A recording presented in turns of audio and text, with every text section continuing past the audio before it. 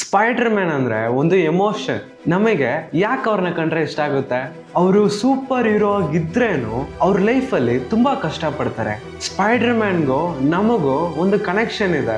Peter ಪಾರ್ಕರ್ಗೆ super power ಇದ್ರೇನು ಅವ್ರ ಲೈಫಲ್ಲಿ ನಮ್ ತರಾನೇ ಕಷ್ಟ ಪಡ್ತಾರೆ. ಕಾಲೇಜಲ್ಲಿ ರೇಗಿಸ್ತಾರೆ. ಲವ್ ಮಾಡೋ ಹುಡುಗಿನೂ ಸಿಗಲ್ಲ.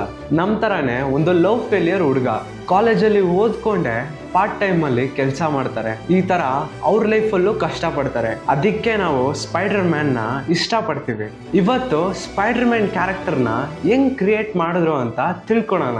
ವಿಡಿಯೋ ಖಂಡಿತಾಗಿ ಇಂಟ್ರೆಸ್ಟಿಂಗ್ ಆಗಿರುತ್ತೆ.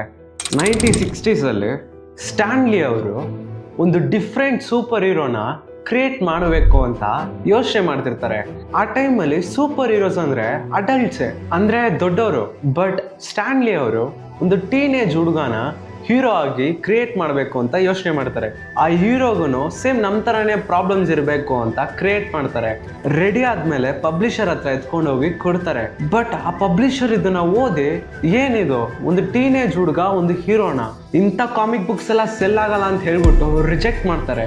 ಆದರೆ ಸ್ಟ್ಯಾನ್ಲಿ ಅವರು ಅಷ್ಟು ಈಸಿಯಾಗಿ ಬಿಟ್ಕೊಟ್ಟಿಲ್ಲ.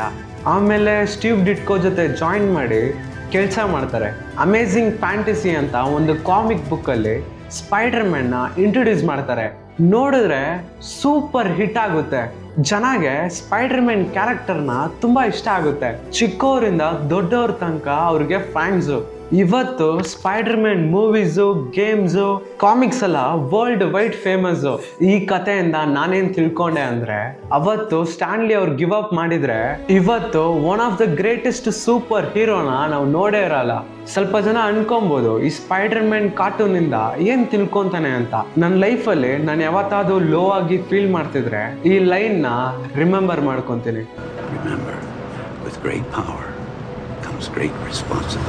ಈ ಲೈನ್ ಓದಿದ್ರೇನೆ ನಂಗೊಂದು ಮೋಟಿವೇಶನ್ ಸಿಗುತ್ತೆ. ಈ ತರ ಸ್ಪೈಡರ್ ಮ್ಯಾನ್ ಹತ್ರ ಇಂದ ಲೈಫಲ್ಲಿ ಅಷ್ಟು ಈಸಿಯಾಗಿ ಗಿವ್ ಅಪ್ ಮಾಡ್ಬಾರ್ದು ಅಂತ ತಿಳ್ಕೊಬೋದು.